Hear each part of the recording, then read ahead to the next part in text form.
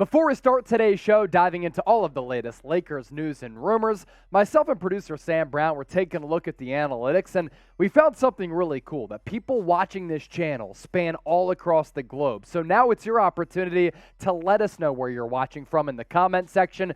Do that right now, and let's kick off today's show.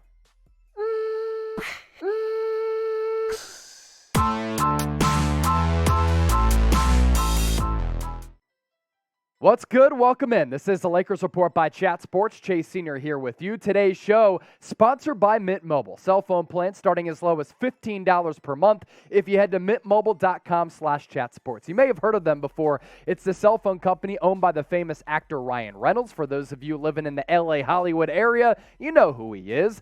What I know, Mint Mobile changing the game with their cell phone plans on America's largest 5G network. Start saving money today. We'll put that link in the comment section and the description of this video. So we begin with trade buzz going on around the NBA, surrounding a New York Knick in Cam Reddish. So a lot of interesting stuff that we want to lay the foundation for, and then we'll kind of explain our thoughts here. So according to the New York Post, they had a source that told them that Cam Reddish is demanding a trade from the New York Knicks, and a lot of people took that, they ran with it, they aggregated it, talked about it on their respective blogs and their YouTube channels, but then on Instagram, Cam Reddish put cap on this little post here that said Cam Reddish reportedly requested a trade from the New York Knicks due to the lack of playing time. Now, this is interesting for a couple of reasons, because Cam Reddish reportedly had butted heads with Tom Thibodeau because he wasn't getting a lot of playing time with the New York Knicks after that trade with the Atlanta Hawks. Here is that report from the New York Post, Mark Berman. He said, the Lakers have interest in the 6'8" Reddish and could be a part of a three-team deal with Donovan Mitchell. If they aren't included, the Knicks could do a separate deal with Los Angeles, perhaps to recoup a first-round pick they lost in a Utah scenario. And as far as Cam Reddish goes, since being that first-round pick out of Duke hasn't really lived up to lofty expectations, he was one of the top highly touted recruits coming out of his high school class and has never really lived up to it. Played pretty well with the Atlanta Hawks during that playoff run a couple of years ago when they made it to the Eastern Conference Finals. He actually came in off the bench and was lighting the world on fire, dropping three ball after three ball. But really, that was his brightest moment of his NBA career. And head coach Tom Thibodeau was reportedly against the trade while Reddish was with Atlanta. But Leon Rose said, you know what? I don't care what my head coach thinks, which is weird to be honest with you. And so we're going to trade for Cam Reddish anyway. And he didn't really see him as a rotation upgrade, only played 15 games in New York and didn't really get a lot of action while he was with the New York Knicks. And for a young player, you want to take a shot on his upside, take a shot on his potential, but really up to this point, Reddish hasn't done much. Now, that report about the Lakers' interest in Cam Reddish was from a little while ago. Do you think that they're still interested? And could they go down this avenue to take a shot on a young player who has had flashes throughout his NBA career? The Lakers were reportedly looking into acquiring him at last year's NBA trade deadline. So this interest in Cam Reddish has been long-standing for a little while. Coming up next on the show, how do you think that Donovan Mitchell and that trade of him going to the Cleveland Cavaliers impact some of these plans? Now, let's just spend a moment on this, right? Donovan Mitchell going to Cleveland. Obviously, Lakers can't be a part of that three-team trade with Utah to maybe upgrade this roster to a certain degree. Now, they obviously made that trade for Patrick Beverley as part of Utah's rebuild as they continue to tinker with that roster. And now with Donovan Mitchell being sent to the Cleveland Cavaliers, what Utah able to get back a pretty nice piece in Colin Sexton. So now Los Angeles can't be a part of that aforementioned three-team deal. Now that Donovan Mitchell has been sent away, at least that's what you would think. Next up on the show, want to hear from you in the comment section because we appreciate your basketball acumen here from Laker Nation. Should the Lakers trade for Cam Reddish? Let me know right now in the comment section. Give me a T for trade or a P for pass. Make sure you let your voices be heard down below.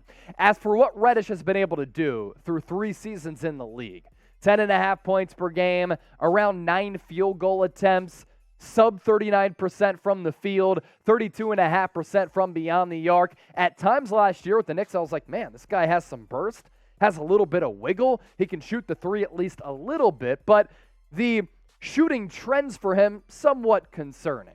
And you take a look at kind of what's happened throughout his career, right? The story of his career. Everybody keeps talking about upside, potential. At some point, though, you have to live up to that upside because this predates his NBA tenure. You go back to Duke, he didn't live up to those lofty expectations, playing on that really, really good team.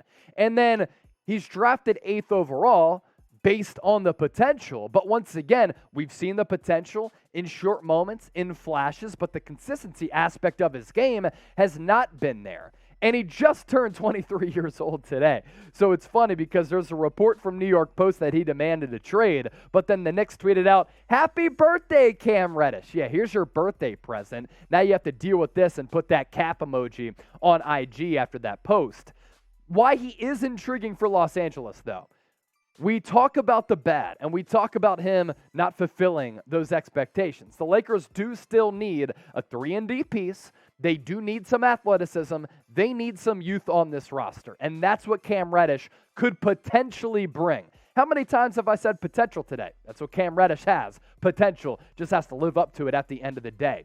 As I mentioned off the top of the show, Mint Mobile doesn't have potential. It's a surefire product like LeBron James, Hall of Famer. They have Hall of Fame cell phone plans starting as low as $15 per month. All you have to do to sign up, head to mintmobile.com/chatsports. What's cool about Mint Mobile, digital eSIM cards that they'll send to you, so you don't have to actually go to a store and waste your time doing that. Also, you don't have to change your cell phone number or get a new physical cell phone. Also, on top of all those great benefits, unlimited talk and text, high-speed data, a mobile hotspot, on America's largest 5G network, and you get to save money during a time when a lot of people are trying to save that bread, and you're always trying to cut some costs, right? Especially if you're fiscally sound. Lakers always haven't been fiscally sound. MintMobile.com/chatsports. We'll put that link for you in the comment section and the description of this video. As for the latest on Russell Westbrook, Hoops Wire with this, that Rob Pelinka has spoken to no less than 5 rival teams about Russell Westbrook. Now, we have a good indication and a good idea what some of these teams are. So let's take a guess what some of them might be based on some of the reports that we've seen and then some of our best swings and misses. Brooklyn Nets obviously have to be one of those teams on this list. So too do the Indiana Pacers because of that package that we've talked about before that could potentially include Miles Turner as well as Buddy Hield. The Utah Jazz, they were more likely as compared to today after Donovan Mitchell getting dealt. As for those 2 unknown teams, what do you think they are? The 2 unknown teams among the 5, because I'm pretty confident that we know about those first 3. Well, I'm going to take my shot at this. Let's go with the Portland Trail Blazers as one of the 2. I like what they've done throughout this offseason period.